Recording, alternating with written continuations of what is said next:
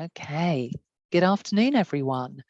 I can see our participant numbers are going up and up, so we'll give everyone a minute to join us. And while everyone's joining, I just wanted to say a big hello and welcome from the ISE, and a thank you to Amberjack and the colleagues here today who will be facilitating the conversation, which I'm sure is going to be a really interesting one. For those of you that I haven't met before, my name's Georgia. I'm the head of insights for the ISE, and I'm really curious to hear what the team are going to tell us today in terms of the trends that they're seeing in terms of direct student engagements. We're going to hear about the employer side of things, the expectations, as well as the plans and how they've come through. And also we're going to hear about the student perspective and how that has come through for them this campaign year. And I think this is a perfect time to have the conversation, to hear the experiences, because we're all thinking now already about what we're going to do next campus season. So thank you to Amberjack and the team here today for taking us through all of this fascinating information. Sue, I'm going to hand to you. Thank you very much. So, afternoon, everyone. I'm Sue Hackney. I'm the head of attraction at Amberjack. And today I'm mostly going to be shuffling questions and ideas around our panel. But just to give you a little bit of insight and background and context, I guess, as to why we've put this together with the ISE today. Our experiences at Amberjack post-pandemic, we saw a lot of change in the way that employers were considering events, what was motivating students, and the ways generally in which students were preferring to engage. So we have, as Georgia suggested, brought together some panelists which represent employers, students, university career services, and other event providers, which I'm hoping will share with you a great number of insights, tips, and ideas for you to go away with and have a think about as you get into this new season planning phase. We've got an awful lot to cover. So I am probably going to rattle through a little bit quickly on my bits that don't require any consideration, but hopefully you can hear a little bit more from the panelists. And I would just give you an overview of who we're going to be seeing and speaking to today. So we are joined by Judith Baines from Queen Mary University, the head of careers and enterprise service. She is accompanied by Jamie Rook, who is a British student and a QMU careers brand ambassador as well. So here's our student contingent for today, giving us a little bit of insight. Lauren Jenkins, events manager at STEM Women. I'm sure many of you have participated in services in the past. Shelley Ogilvie, who is the marketing lead at Bright Network. Again, one I think that many of you utilise their services already. And of course, last but not least, Morgan Fong, who is head of early careers at British International Investment. During the session, we're going to do a couple of little bits of voting as well, which does require me to move between these slides and some other slides. So we'll see how that goes. Hopefully it'll give you an opportunity to share some of your feedback as we go along, and then there'll be a bigger Q&A session at the end. And I hope everybody is up for a little bit of that as it goes. So I think, as Georgia mentioned, hopefully we will be looking at client expectations in planning events for student engagement. But really, the verses in the title of the session is to have a look at what the students actually want to hear from our employers as well. What sort of events are on offer? So I think there are some different things that people may have not considered before, and there's developments in each of our providers in terms of what they're offering. And a little bit of expectation setting for employers and students, what to expect and how to plan for the new season. So I really hope that will give you a good insight. And as I say, if I can flick between the slides effectively, I'm going to share on the screen our first Mentimeter. Give me a heads up. Can you see that at the moment? There is an opportunity, as I say, for you guys to join Menti. If you haven't used it before, it's very straightforward. There's two ways that you can do it. It's menti.com and enter the code that is on the bottom left of the screen, or hopefully on the and you can submit answers to these questions as we go. I'll try not to do too many slides. Or you can just scan the QR code in the bottom left-hand corner, and I can see that we've got about 14 people on, so hopefully answers we'll filter through in a minute, but we're just kicking off the session to have a look at 3 keywords from each of you, giving us a little bit of an idea about how you felt about your on-campus activity this past year. And hope answers putting through at the moment. Going back to a good old-fashioned word cloud. Nothing exciting in that respect, but the real time is a development for those that have been doing this for a long time. I can see a lot of keywords putting out there in terms of engaging. Good, that's fairly straightforward. Quiet seems to be sat in the middle there as well. That's going to be an interesting one to go. Challenging, frustrating. So there seems to be a real range of opportunities here to really get into what we could be doing better on campus. It's moving with now. I'm struggling to keep up with the responses. Hopefully a little bit of an intake. Notes works best. We are going to be talking about virtual versus face-to-face, and some low engagement issues. So really looking at what students really wanted. I'm going to leave it sharing, so you can still add some responses on there, and I will come back to them. But I'm going to take it off screen, and I'm going to start the panel session and have a look at what we know, and some thoughts and ideas from an employer point of view. There's a lot, as we've discussed, face-to-face versus virtual, the activity that you might be doing, capacity from your team. And I suspect is one of them. Costs not only of the events themselves, but also sometimes of the logistics if you've gone back face to face and what that means. So I'm going to pose a bit of an early question to Morgan. As an employer, what were you considering when you were looking at your campus events this year? Thank you for the introduction, Sue. So at British International Investment, the graduate programme is really new for us. So might have a different view to some other employers around attraction. But I think for us, it's really important to build our brand within the Gen Z space. I think BI, we don't have that brand because our graduate programme, as I mentioned, is new. So I think our attraction strategy is really key for us. Our first campaign last year, we did, I'd say, minimal attraction. I think the plan is to really increase that. And again, because we really want to build our brand as part of that engagement, the on-campus is key for us, in person versus virtually. I think we'll look to do a blend of both, but I think very much for BII, there will be a really strong focus on in-person careers fairs, panel discussions, company presentations, again, with a real predominant focus on London universities because that's where we're based, but also there is appetite to explore universities beyond that. And also I think, as with probably many employers, we're keen to increase our diversity both from a gender and ethnicity perspective.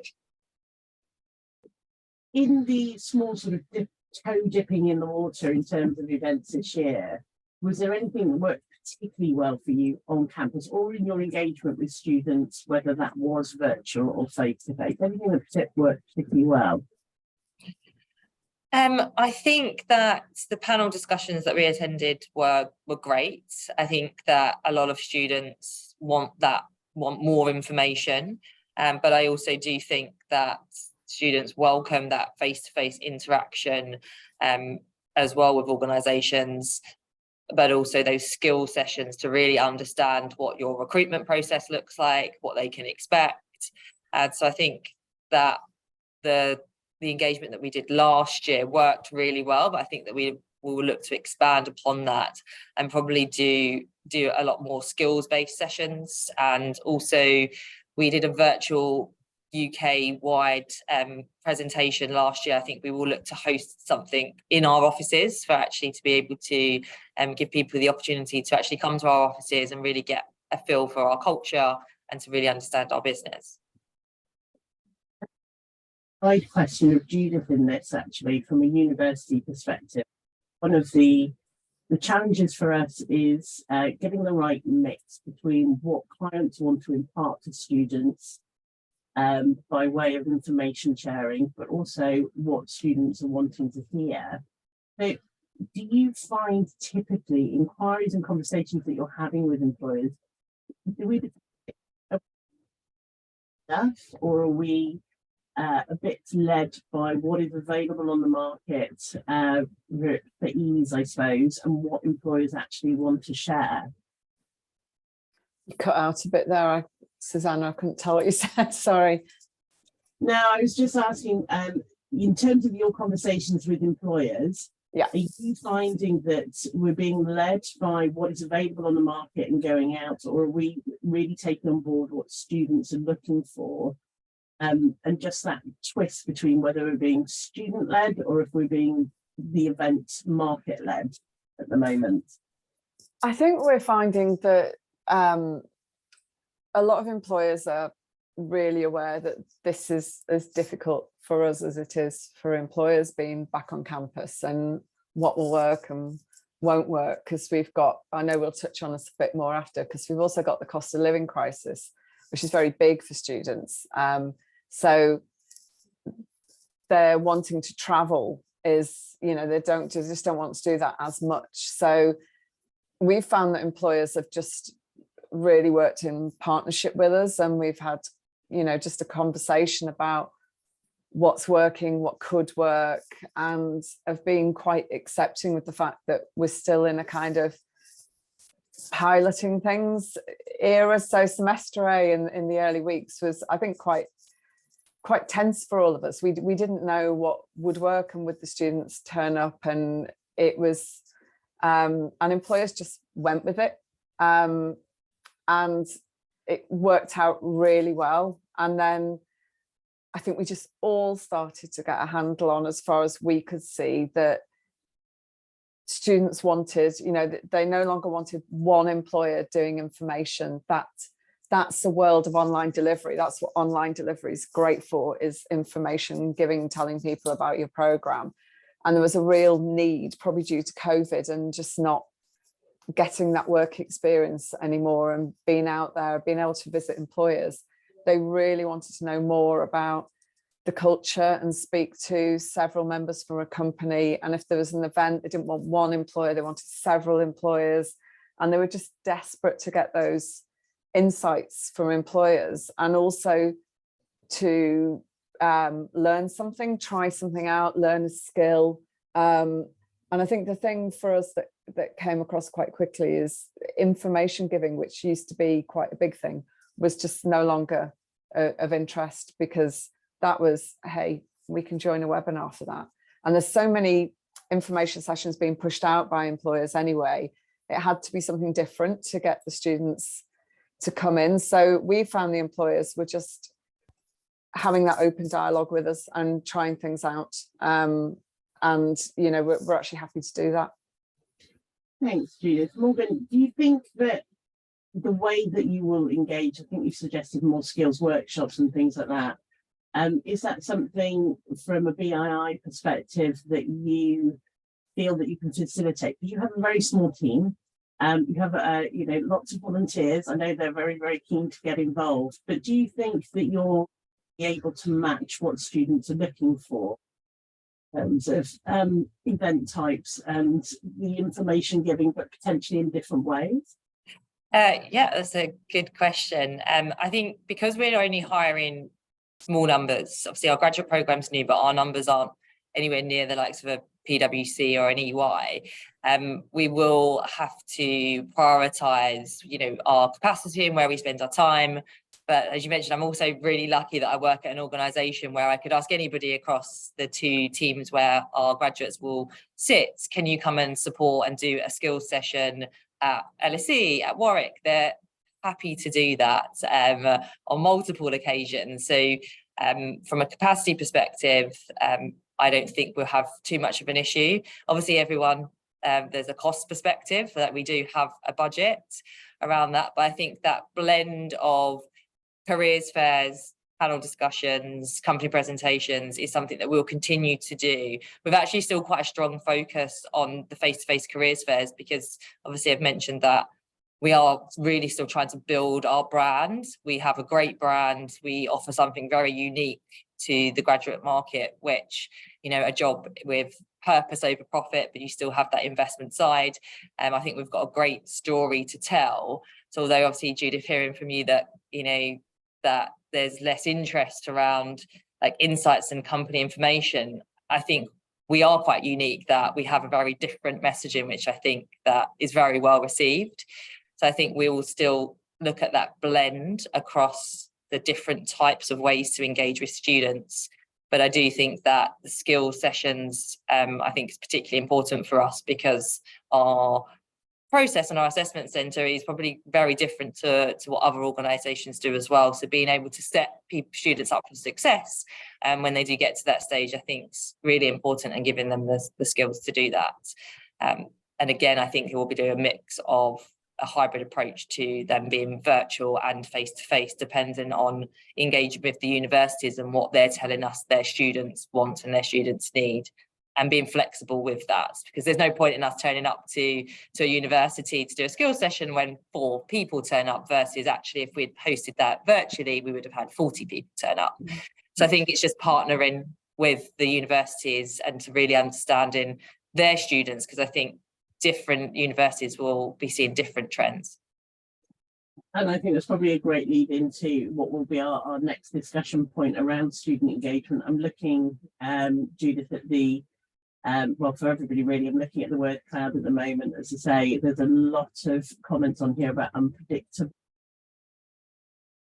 engaging, lacking interaction, low engagement. The word engagement comes up a lot on here, so this will be quite interesting. But Jamie and Judith, you both participated in some internal activity recently and looked at careers events wanted. Can you share a bit of an insight into the voice of students and what our employers should be thinking about today? Yeah, I think just to clarify with Morgan, that they really do want insights into companies. I think I'm thinking back to, you know, when people just presented on, here's our graduate program, these are all the programs, that kind of information giving. So students are really keen on hearing, you know, the authenticity around companies, and they love hearing from alumni, and they want those kind of stories that really inspire them and give them, you know, from people who look like them, you know, they see them as students who've gone before them. And we'll give them insights into roles, the information that they can't get on, you know, on the internet, on a website. They want those real insights and career advice from authentic people. At the event, it was a national event, so there was, I think it was like 25 universities, students from 25 universities present, and they do want that kind of detail to the level. I mean, we struggle with this in careers where they want it down to someone who's done their degree, you know, specific degree. So, you know, and they're happy to do that through informal mentoring or coffee mornings, but they really do want to hear about the company and the people there, and try and get a real feel for the culture of an organisation. But the attendance is can be an issue. We think we only had a problem with one event this year, but we've been working with employers where we've done things like the employers set up a stand in one of the squares with lots of footfall and had something to grab their attention. I'm sure Jamie can say more about what grabs attention, but they've kind of got the students' attention and spoken to lots of students, but then they've run a skills session afterwards, so kind of got their attention, and then they get really large numbers at the skills session. But we hadn't done that before, so that's one of the things that worked really well. So we just started to advise more employers to do that, is, you know, get the football one after the other, Judith. Yeah, so yeah. Sort of a lunchtime drop-in session. You know, people can pick up, as we say, we'll ask Jamie what the good things are to pick up in terms of the conversation, and then they're running skill sessions later in the same day. Yeah. Is there a lag if, you know, somebody comes on campus one day and does that kind of activity and potentially doesn't return for a skills workshop maybe for another week? Some have done it where they've done it in the same day, and some have done it and come back 2 days later. But because we were kind of doing a lot of condensed activity, this was the first time we tried this condensed week, and it was a week all about the finance sector. So the students knew that we were doing activity all week. So I think they were prepared for that. They were prepared for something to happen in the afternoon because we'd already, timetabled it, or that something would be happening later in the week. So they had this focus that if they were interested in careers and finance, there was this whole week that it was good to be around on campus. And that happens with the fairs as well. We had, and it's interesting from what Morgan was saying, having come not so long from a different university, that the thing that works in one university doesn't necessarily happen in another university. And I think it's often the venue to hear. Yeah, it's like if it's a great venue and students are walking past it all the time, and the room for the sidebar for an employer event to a fair is literally yards away, then they're more likely to go in, and it's easier for us to shepherd them in as well. So yeah, the space that you can get can make a real difference to being able to kind of move people around as well and get their attention. That's really interesting. Jamie, I'm interested to know what, you are a brand ambassador for the Career Service as well on campus. So, what are students saying that they do want to see and hear? What are the tick boxes that employers need to consider when they're putting together their event schedules for the year? I think one of the main things is that students, they want to actually get value from the event or whatever's been held. So like what Judith was saying about if it's an online event, sort of just information being thrown at you. We don't really want that in person, because it's something you can just log onto your computer, quickly do, and then get on with your day. Whereas if you're coming onto campus, if you're spending some time, they want something that's actually going to bring them a bit of value, whether that be networking, the chance to talk to a bunch of different employers, or a few different people within the same company, just to start branching out, get some experience, get to know some people. And then also, just like I was mentioned before, learn a new skill perhaps in a skill session. I feel like things like that were far and few between during COVID. It was just a lot of monitoring your screen. It was very boring, a lot of information being thrown at you. So I feel like a lot of students at the moment are really craving the chance to go out and actually get some proper experience. I think one thing that a lot of students want, but perhaps aren't getting enough of it, is the chance to actually visit offices or visit companies. So one thing that I think worked really well that I was talking to a few people about was we have a program called Q Taster, where students are actually able to go and visit companies and get to see what the company's like. And I think that's something that a lot of students actually really enjoy, actually being able to go in and see what the lifestyle is like. In terms of on campus as well, things that catch attention is like those high footfall areas. So we have our library square. It's literally right outside the library. Everyone has to walk through that square to get anywhere on campus. And the most successful sort of employer stands I've seen have been ones that have been kind of just slap bang in the middle of that. They've been offering, like, I don't know, free food or like a mini game of some sort to try and attract you in. So I know one of the most popular ones I saw was Teach First came in, and they were doing like a pizza oven. And so everyone got a slice of pizza if they came over and had a 5-minute chat. And I think that was really good, because you couldn't just go over there and get the free food and then leave. You had to have the chat first. And I feel like that really engaged a lot of people, because, it was around midday, people were hungry, they were seeing the pizza, it was in a high footfall area. That was really effective, I think. And I personally really enjoyed that. So I think it's things like that. You can never be giving away free food to a student. It will always catch the attention, in my opinion. So there is that as well. It is, in all the years that I've been doing it, food is definitely a big motivator. I think it doesn't have an issue, but for some organisations, it's really difficult to deal with the logistics and health and safety requirements and various other things that go with that. But Morgan, I think you've got an advantage potentially over some other employers around the network of universities around London, of course, and being London based. So will you have a look at potentially inviting students onto campus in these kind of ways, onto your campus, I suppose, if you like, that they might engage with people, and then you don't have to take a crew of 12 volunteers to an event potentially. Is that a different way to run it? There are logistical challenges, I think. Yeah, I think that we will definitely move our virtual presentation that we hosted last year. We obviously saw great numbers. Probably might see less so if we do it in person, but who knows, because obviously we are positioned in London around some great universities, and I do think that that is something that we will look to do. We have a great space on our 6th floor which doesn't get utilised enough to host that, and I think it will make a difference to our campaign, and again to building our brand. And as obviously Judith mentioned, students want to see what the culture's like, what the office is like, and to really get a feel for that before making their application. And I think that would hopefully increase our application when it comes to it. It's only engagement.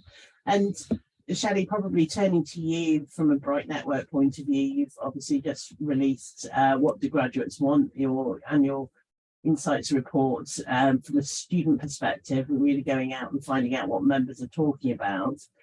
Is there anything that resonates in what Judith and Morgan have been saying about student engagement and ways that they want to work with employers during this campus event season that you can give us any insight into?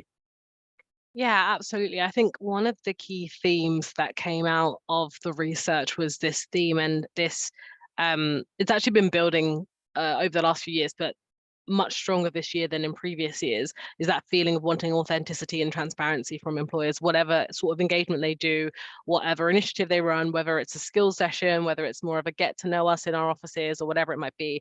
They need that authenticity to be the center focus of what they're trying to do. Whether that be through kind of running those sessions that allow them to demystify what it's like to work in the sector or what you need to get into the sector, or by bringing along different kind of members of their organization to help them break down and actually give them an honest view of what it's like to work there. That's the most impactful thing. And if in the marketing you can get that across very clearly, the sort of experience it's going to be, and that transparency focus on the event, I think that goes a long way for engaging students in wanting to go and think it will be valuable. More widely though, I think for our research, one of the biggest things that came out for events in particular was around the cost of living crisis.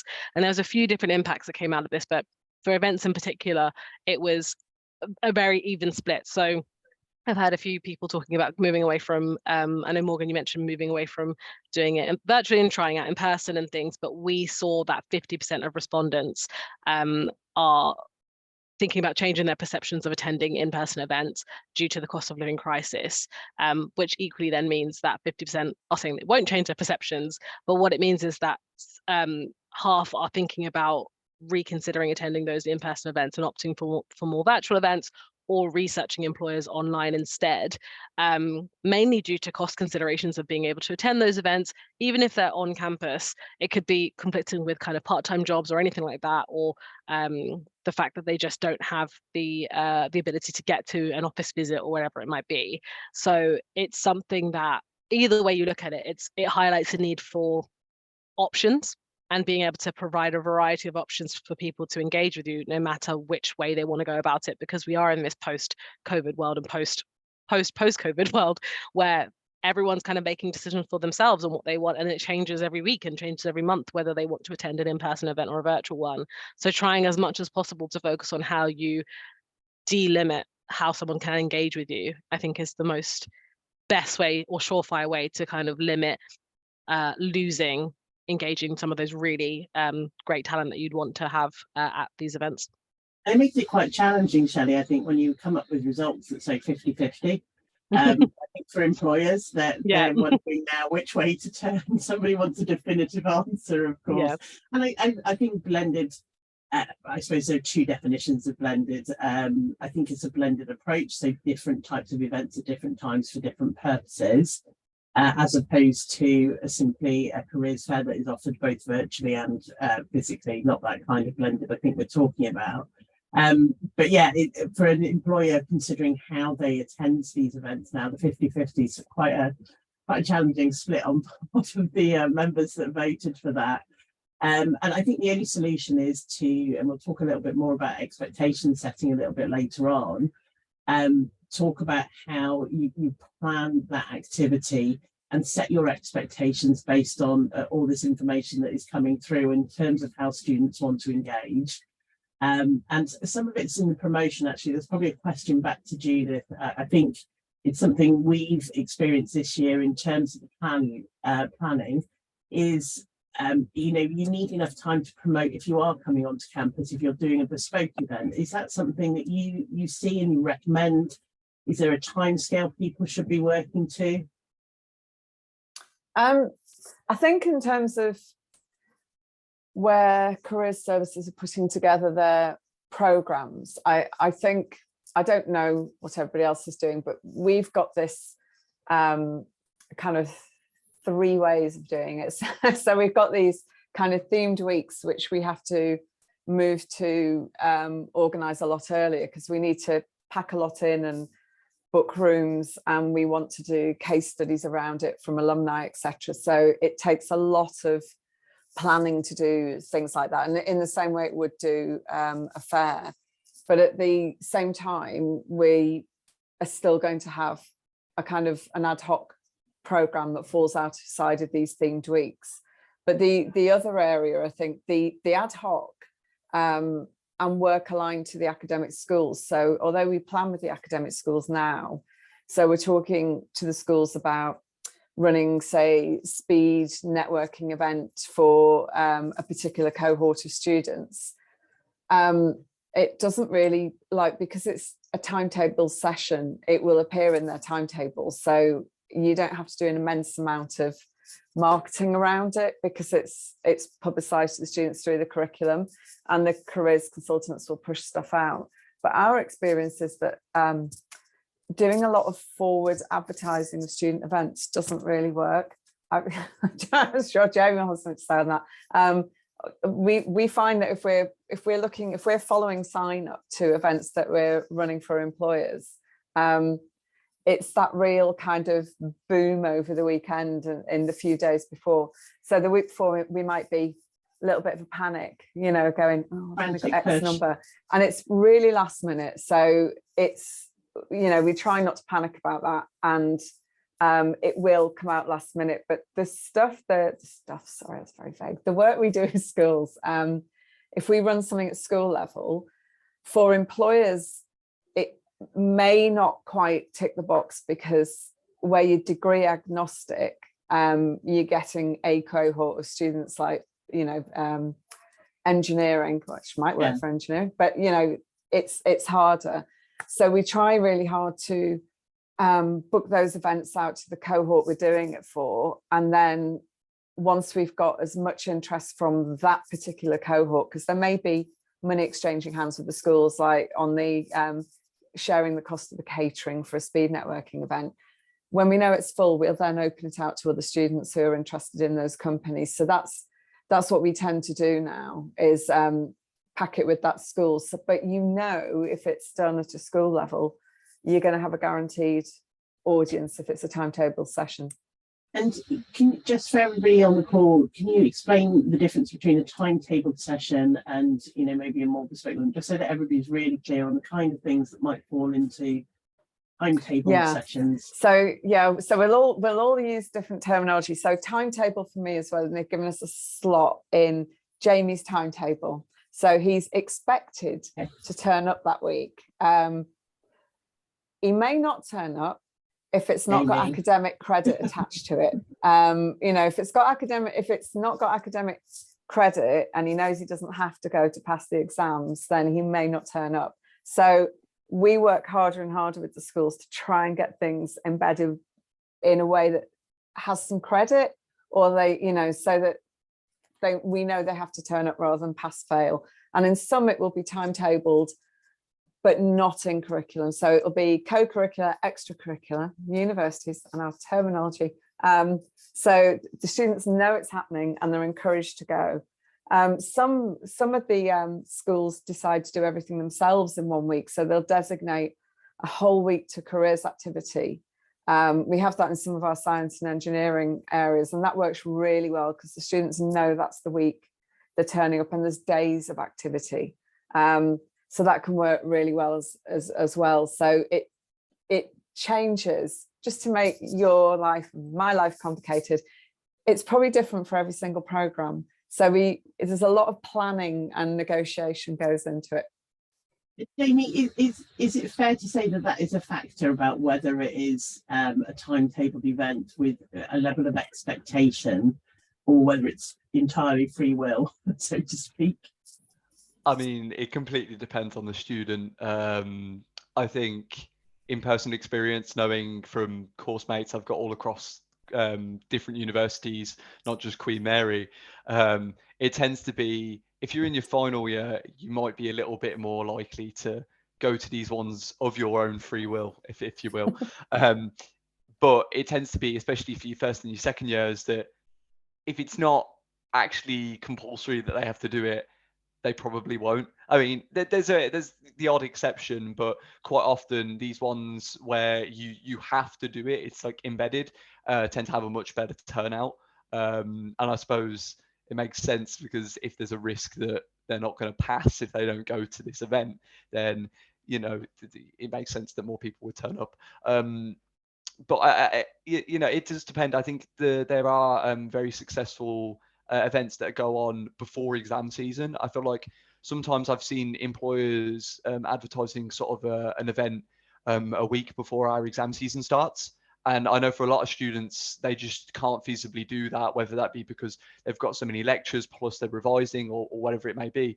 I know personally for myself, sort of in the lead up to sort of the summer period, to sort of like end of April, even mid-April, when I'm starting to really think about revising for my exams, I don't want to be thinking about my career. I don't want to be thinking about going to any of these events. So that's basically me written off from about early to mid-April until potentially end of May, mid-June.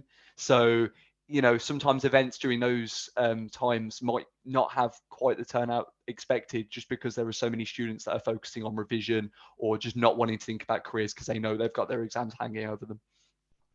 I think that is key. And actually, you know, this conversation leads well into the conversation about different types of events and offers. We've focused a little bit around universities today and activities, but of course we've got both Lauren and Shelley on the call from organisations that provide events outside of that. So I was going to ask Lauren probably some questions. You're focusing with STEM women on a relatively niche audience, some might say. Is there any advice that you share with employers when they're considering what type of events to go to, when to go, and their general approach? Yeah, absolutely. So yeah, at STEM Women, we target women and non-binary students and graduates. So in terms of the type of events to go to and when to go to them, we do try and do an always-on approach. So when we very first started running careers fairs, we did just focus on autumn and the traditional kind of Milkround period. But now we are running events out of season as well. So we do February events, we also do March and June. And what Jamie said does resonate with me. We do always try and plan our events outside of exam time and revision period as well. But in terms of the events out of season and out of autumn especially, it is around sort of 50 to 55% of our audience are earlier in their university life. So they're not necessarily looking for their graduate job at that event, but it might be something that comes up for future applications. So you might be attending an event out of season, but still definitely useful to come along throughout the year as well. Do you see a difference in the sign-up rates from students or the demographic of who's signing up when? Do you get certain periods better for second-year students, certain years for final-year students? Yeah, there is a slight difference. So autumn is sort of focused on those graduate opportunities that are coming up sort of imminently. So the graduate schemes that are open now, so you'll get your penultimate and your final year students. But the events earlier in the year, we do get a real mixture. So we'll get our first year and second year students as well, just having a look what's out there for when the time comes. Perfect.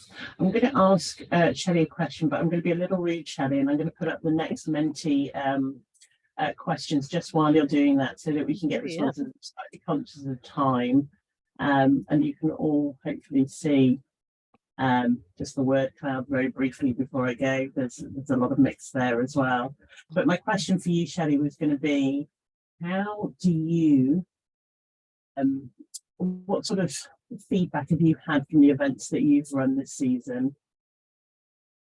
Yeah, so it's interesting hearing about the different factors in terms of I think we're all kind of impacted by things like trying to avoid like the exam season and kind of whether they're kind of later or closer to graduating or actually needing that graduate job, and that urgency comes into play.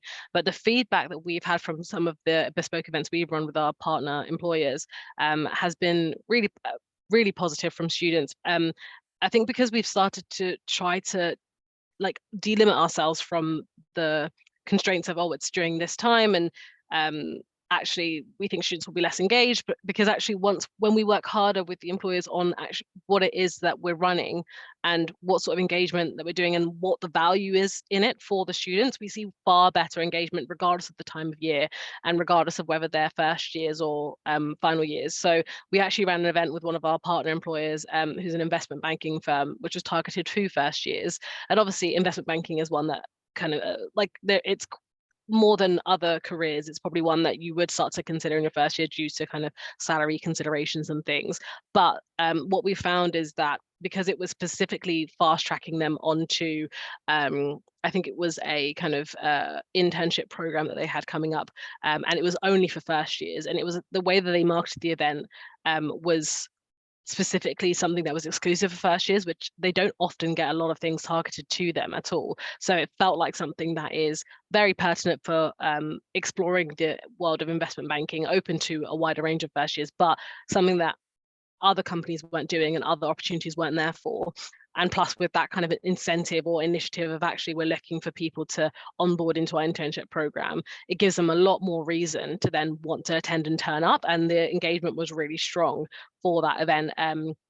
Both in the marketing, actually, lots of applications coming through and a lot of turn up on the day as well. A lot less drop off than we'd seen in previous events.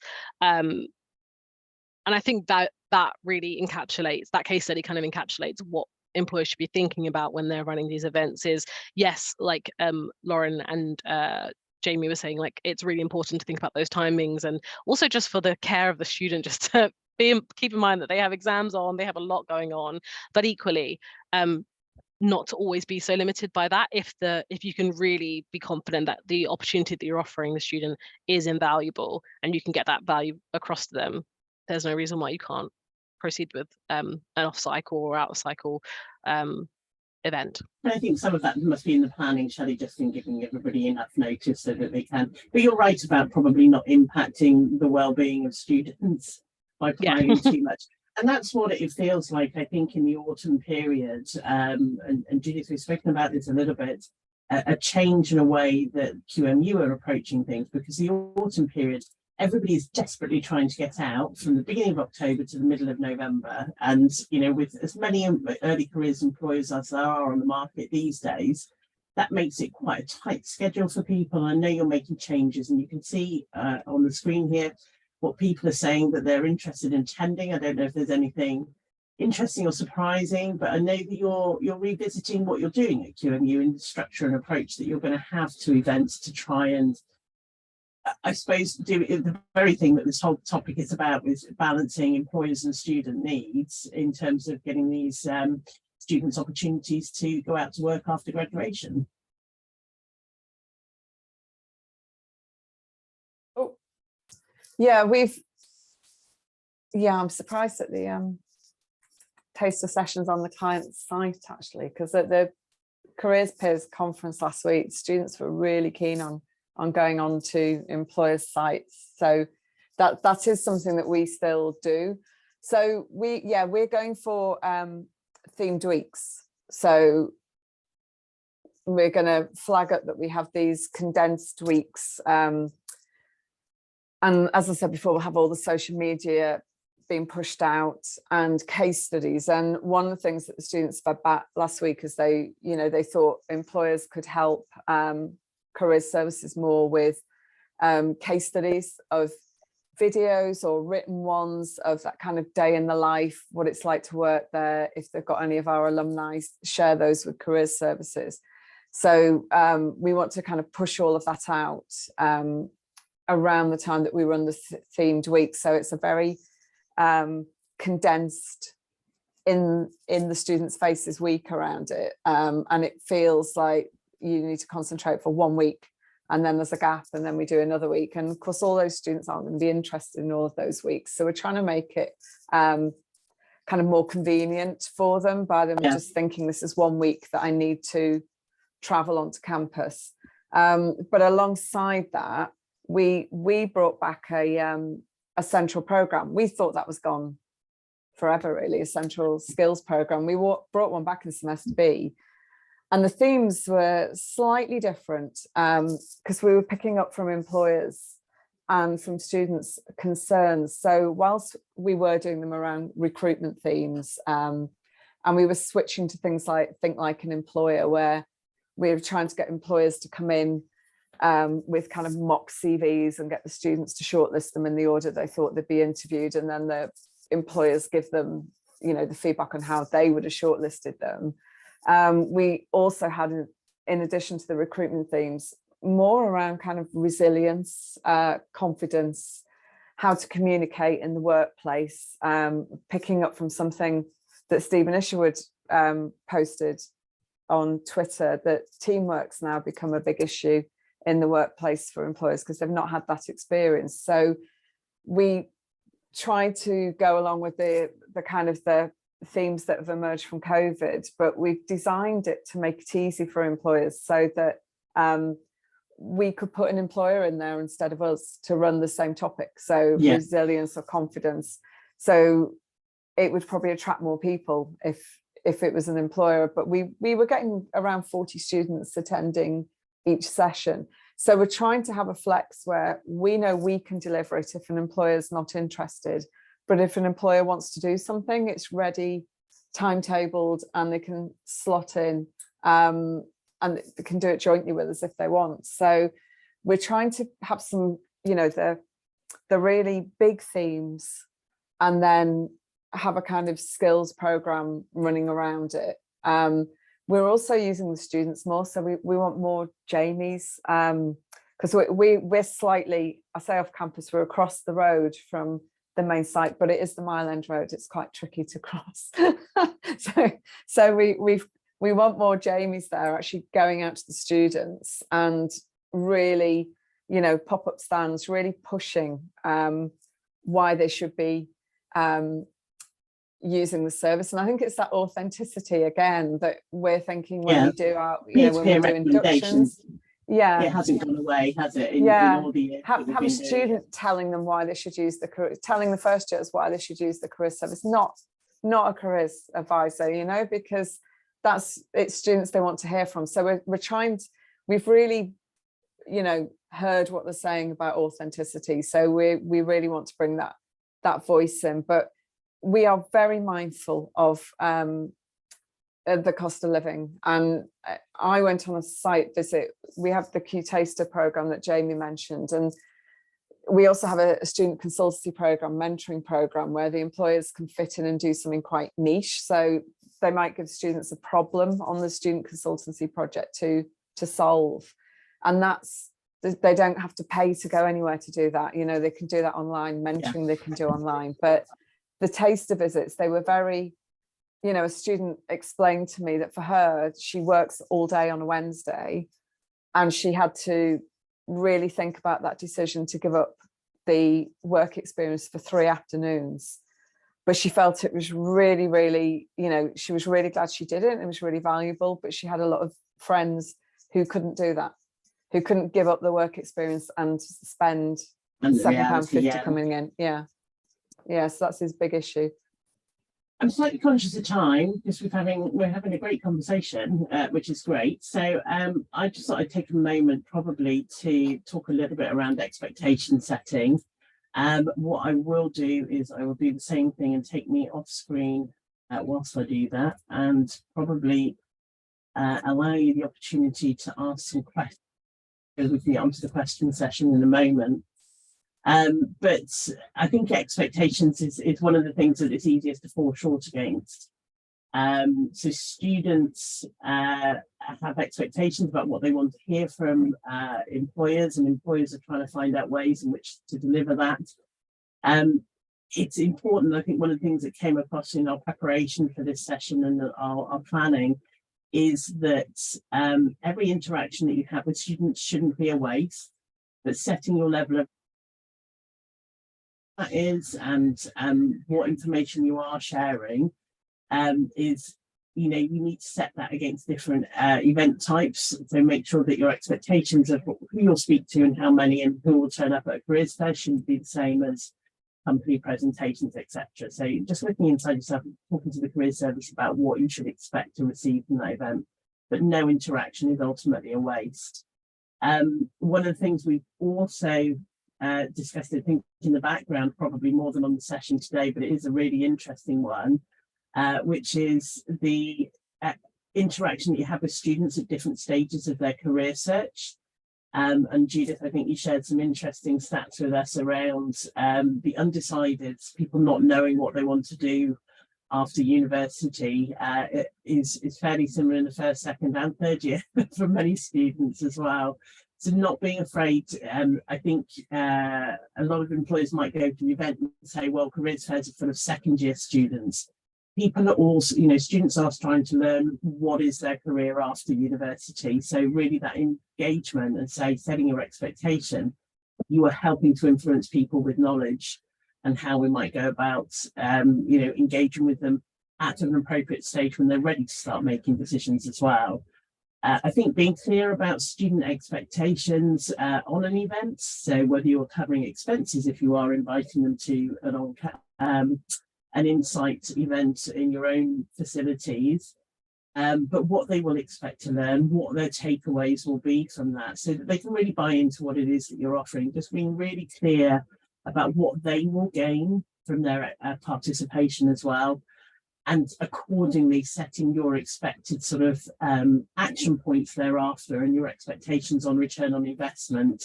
It can vary by event type and purpose as well. I've opened up the floor to questions. I can see some filtering in, but I was going to pose a final question to everybody on the panel. I'll shout out some names so that there's no confusion about which order we're going to go in. But really, if there was one key recommendation for employers for the new season when it comes to events, what would that be? And Lauren, I'm going to start with you first, if that's okay. Yeah, absolutely. So I think my piece of advice to the employers that will be coming to our events that we've got scheduled throughout the year would be really to just be transparent when you do get to the events, and really think about what you're saying to the students.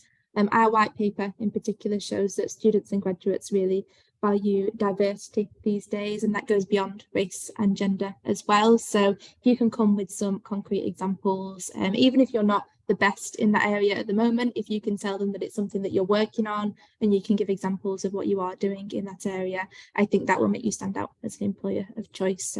If you're honest with them in this part of the attraction process, it's more likely that you're going to be honest with them when they do come and join you as an employee. Okay, absolutely, very well said, Lauren. I think Judith, one key recommendation for employers, what would you say? Okay, I'm going to give you a quote from the careers pairs, and half of it's in capital letters. It was relatable speakers, and in capital letters, inclusive representation. And interestingly, so the first question you can probably see on the screen at the moment is coming up, and I don't want to skip to the Q&A session, but targeting specific cohorts and underrepresented groups is quite key.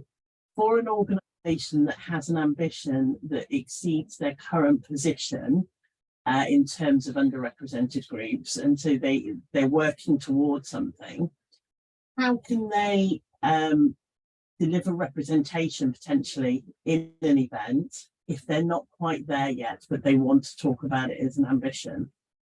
That's a big question, I'm sorry. Is that one to me? Yeah. Yes, okay, Judith. it's if I knew how to answer that one.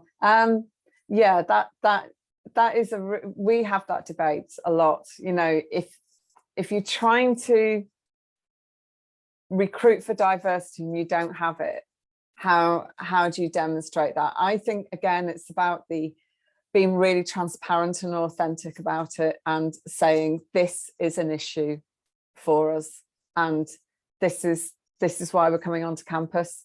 We really want people like you to come and work for us. And, you know, I just think it's about being honest about it to get students there. Yeah, absolutely. It's the authenticity, transparency again. Yeah. Engagement, authenticity, transparency. We'll have a new word cloud at the end. Shelley, one key takeaway from you for employers to have a think about? Yeah, we actually didn't talk about this too much, but I'm glad you put this question up because it aligns quite nicely with this one. But one of the biggest things that came out of the research this year was this need in reaching underrepresented groups to be as personalized as possible.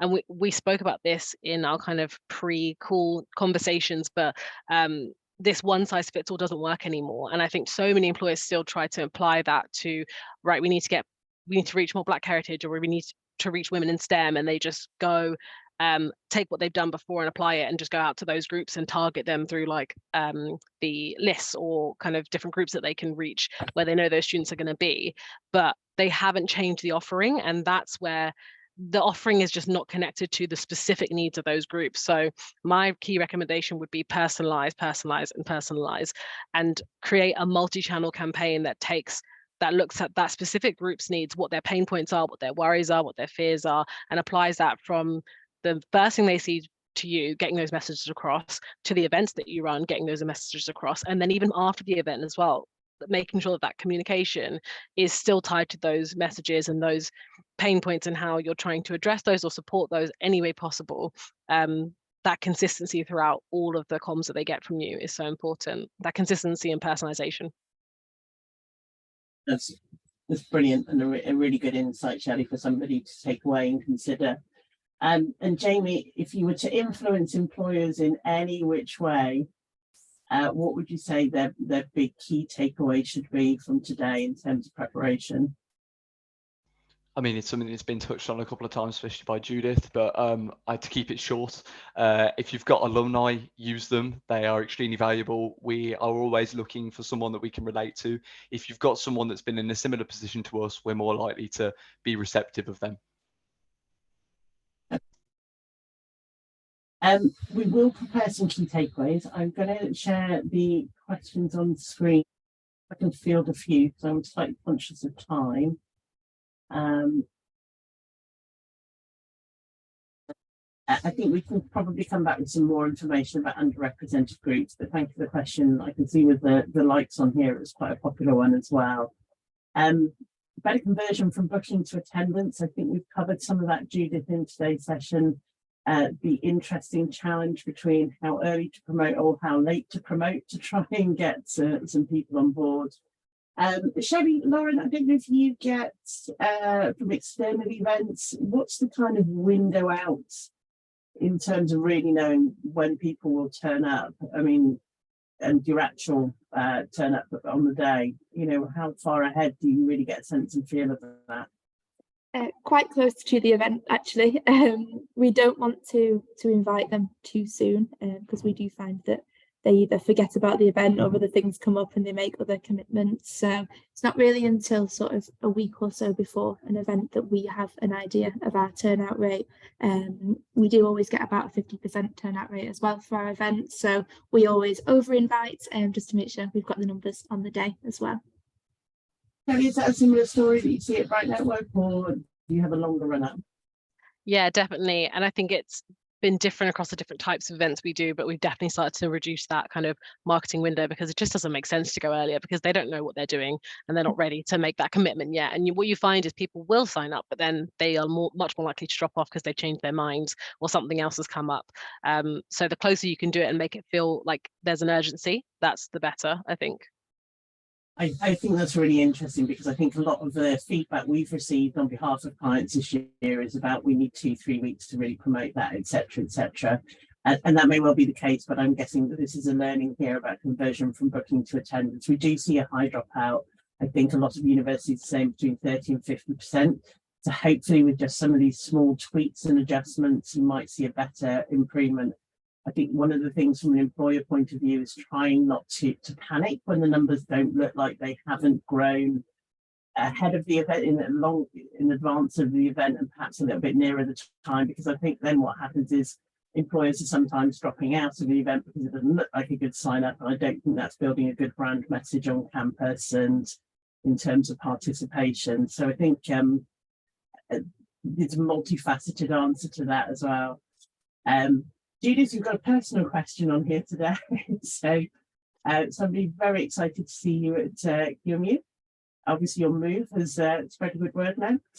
And the question is, you know, about welcoming diverse talent. I think we've fundamentally covered some of those things. I think, Shelley, your point about personalisation is probably key. Judith, would you agree with that? Yeah, and I think, you know, having the alumni who look like them and is really being representative of the students, which means really working with the careers service to know who the students are, because we're Russell Group with 40% first to go to university, so we're quite unusual. So I think it's kind of not assuming that we're, you know, so Russell Group's all the same. Russell Group. I think there's some other interesting questions that we can probably add some detail on here as well. So Judith, I think we might come back to you and include this in the takeaways about useful skills sessions. I think we've spoken about it a little bit. Personal skills, and I will say that there's some feedback, I think, in the Bright Network research as well that suggests what students are wanting to learn. I think will be of interest too. Cost of living. This is interesting because I think you have a relatively, I'm not going to say unique experience, but being London based, obviously the cost of travel can be considerable because people aren't necessarily living close to the university. I think that is the case for a lot, but there must be other universities. I would suggest talking to the university about whether the students around cost of living and what compensations might be possible for events that you're planning to run as well. Why do you think there might be a higher dropout or less engagement with virtual events? So I hark back to Shelley's 50-50 that tells me that I don't know anymore why there might be a higher dropout with virtual events.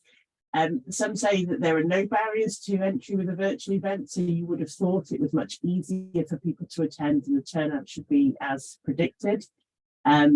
There's also no restriction for them dropping out at short notice as well. So that is a challenging one. And I think one of the big things that we'd like to overcome this year on behalf of our employers as well is how do we get better turnout at virtual events?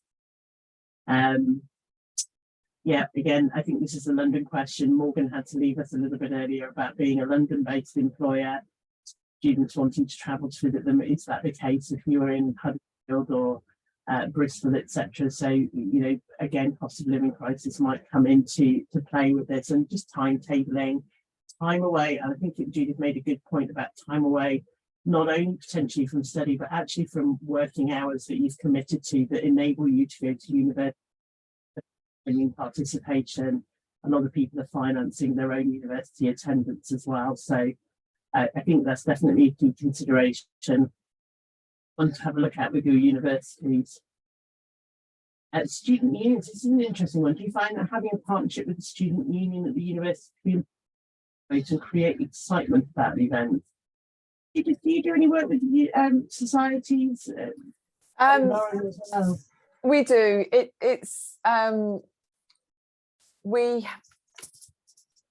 The timing of things, like by the time a student union's kind of elected its president, we can already be student society. We're already, you know, because that happens after freshers, we're already a few weeks in to the semester. The ones we find student societies are really good at marketing targeted events for us around areas like diversity, but there are a lot of student societies aligned to academic courses. So that can be a really useful way of getting attendance up and marketing.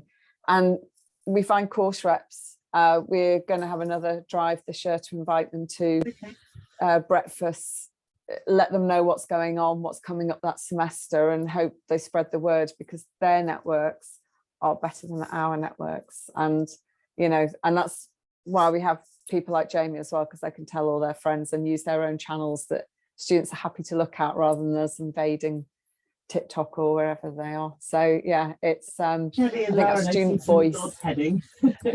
Head nodding, so to speak. In terms of student societies, do you guys engage with those in terms of building up attendees for your events as well? Yeah, we definitely will send them sort of all the information about our events, be in touch with them, ask them to share the posters and things. We haven't measured sort of where our attendees come from in terms of whether they come from the societies more than working with the careers departments, but I definitely think the societies are an important part of the outreach. And the last question, and I know we've run over time, but it's one that it comes around again. We had a lot of advice, and I think a lot of people would have seen, about sustainable items on campus, usable, practical, sensible items on campus in terms of giveaways.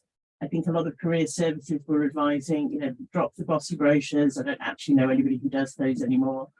Use QR codes. The resurgence of QR codes after the pandemic has been huge. But I'm going to ask Jamie a question. What is the sweet spot in terms of freebies and giveaways? We've spoken about pizza and food and coffee in the events. This is a good thing to finish lunch. But any thoughts, Jamie, on what is acceptable and what is not acceptable? I think it really depends. One thing that I've heard as a joke at a lot of events is, don't go to the stall that offers the most free stuff, because they're just desperate to get people. So Okay. like, I've noticed a few people that have been like, oh, that stall has like 10 different freebies, whereas that stall has 2. So they're like, the stall with 10 freebies is just desperate for us, so they're not worth our time. Which is really interesting. I personally had never thought about it like that, but a few people I've heard were treating it that way, almost like the more freebies, the less bothered they were by it. But in terms of the most effective freebies, it depends. I mean, I know at careers fairs, you know, you can't go wrong with a pen, or maybe I see a lot of students obsessed with grabbing tote bags. I personally don't understand the obsession, but some people love tote bags, so there is that.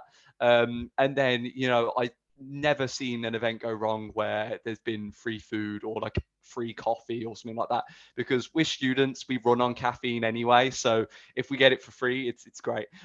So, you know, little things like that tend to be the most effective, but I will warn away from having too many freebies, because I think it gives off a certain kind of feeling to students. Yeah, okay.